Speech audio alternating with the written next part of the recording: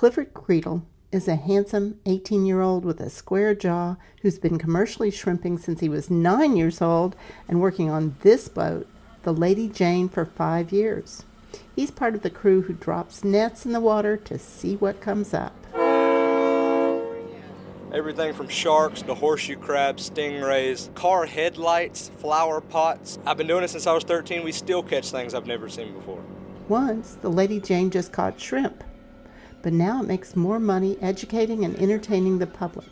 After every single time we put the net in the water, we fill out a huge spreadsheet on every species of animal that we caught, from the smallest little shrimp to all the different species of fish, the crabs, and we give that to the Department of Natural Resources at the end of every month, and then they can put that in their databases to do research off of. We head down Cause Creek, which meanders through acres of yellow-green spartina in the marshes of Glen near Brunswick, Georgia.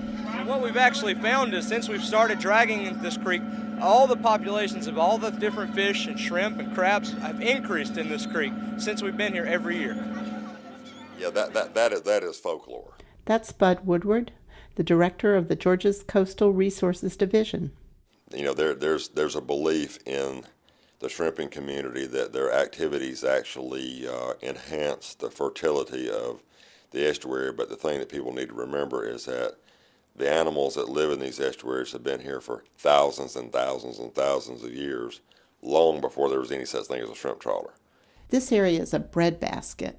The salt marshes in coastal Georgia are 25 to 35% of the remaining salt marsh along the Atlantic coast, thanks largely to the Coastal Protection Act passed in the 70s.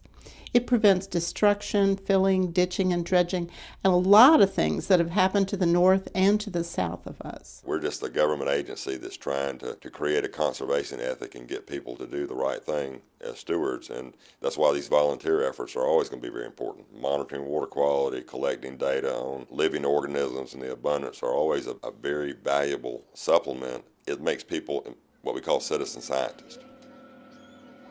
A group of about 30 people, including my family and me, paid for this shrimp cruise, and we gather around Cliff to hear him explain the catch.